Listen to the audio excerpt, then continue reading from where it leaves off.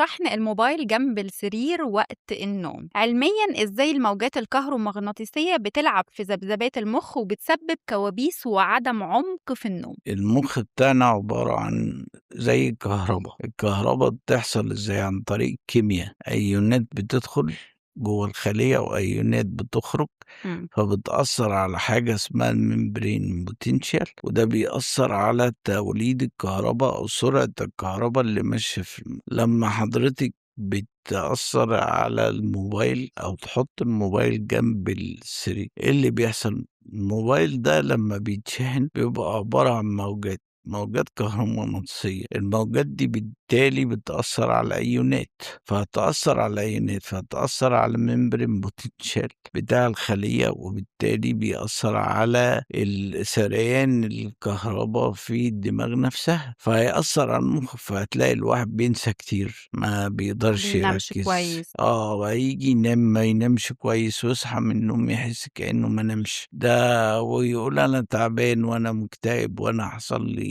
حاجة فلان وحاجة الفلانية، وأنت مشكلتك بسيطة جدا، ما تشحنش الموبايل جنبك وأنت نايم. بس ما نشحنش الموبايل يا دكتور، ولا وجود الموبايل اصلا جنب وجود راسنا الموبايل واحنا نايمين ده غلط؟ وجود الموبايل نفسه، وجود الموبايل كارثة، بصراحة كارثة مم. في حد ذاتها. كلنا بقى بنعمل كده يا دكتور للأسف، ما هو صغيرين وكبار. في مصيبة سوداء، تلاقي مثلا هو مش مريض صرع وتجيله صرع مم. بسبب ان هو قاعد على الموبايل كتير او قاعد على البلاي ستيشن. تاني حاجة ان هو بيفصل الواحد من الواقع اللي هو عايشه، مم. الحياة اللي هو عايشها في البتاع، وينغمس في اشخاص اصلا مش حقيقيين. صحيح، حتى يا دكتور حياتهم كلها اللي احنا بنشوفها مش حقيقية. هي مش حقيقية، مم. مش موجودة، فانت هيقالك ان هي دي الحياة الطبيعية، صحيح. والحياة الناس بتعيشها، والناس جميلة من المجتمع، تنصدم انت بقى لما تنزل الشارع.